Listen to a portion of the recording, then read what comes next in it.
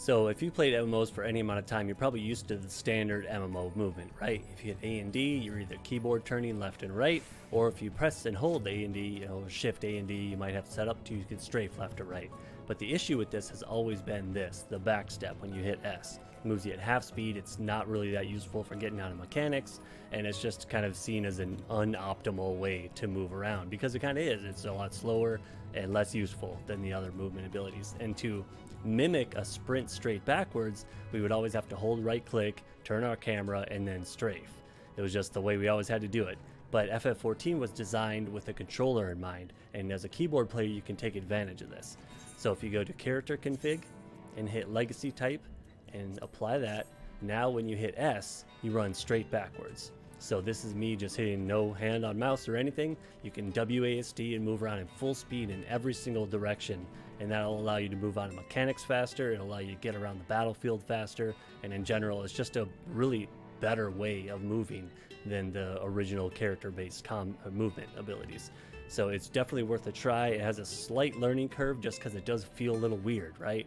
Like my character turns and moves left. It took me about a few days to just get used to the fact that my character was moving itself around like this, and the camera moves a little bit with you as well. But it's really worth the time. It's a slight learning curve for a really big bonus to your mobility in a battle.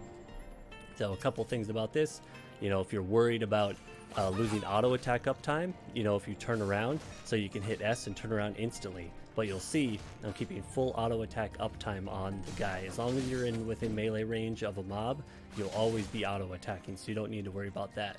Another bonus is if they're doing a gaze attack with the big red eye above them and it petrifies you if you look at them, you can wait until it's just about to go off, hit S one time, you're turned around, and then immediately turn back around and start doing damage again. So it really helps you keep up time on the mob and allows you to dodge mechanics and stuff like that. I can move around this guy completely with my mouse hand completely free to use my Naga mouse or whatever I'm using at the time, and still move around and do all sorts of stuff while still maintaining full speed movement. So it's really a nice thing to try out. A couple options you'll probably want to look for is make sure under character config target, make sure automatically face target when using action is up, because that way every time you use a weapon skill, it'll turn you to look at the boss each time. You won't get any you're facing the wrong direction errors. So that's a really nice thing to have. Make sure that's available. And then also under key binding, right here, if you scroll down, you'll see save current camera position and return to your save position.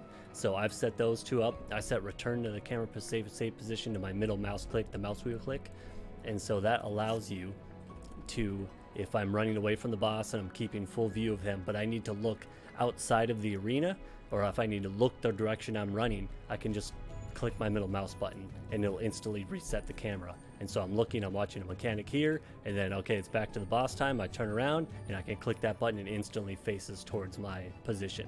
So you can set that camera position to be whatever you want, even if I'm zoomed in for something to really see what's happening, and then I'm turning around, I can click it and it'll zoom back out to that position. So it's a really nice setting to have and allows you to move your camera around really quickly. So those are the settings I would recommend trying out. You should really try this out. It does not take long to get used to. It should take you maybe a day of playing to really feel comfortable using it, and it's really going to be a benefit to you once Endwalker raiding and all the future content comes around. So give it a try. Let me know if you have any questions. All right, have a good day.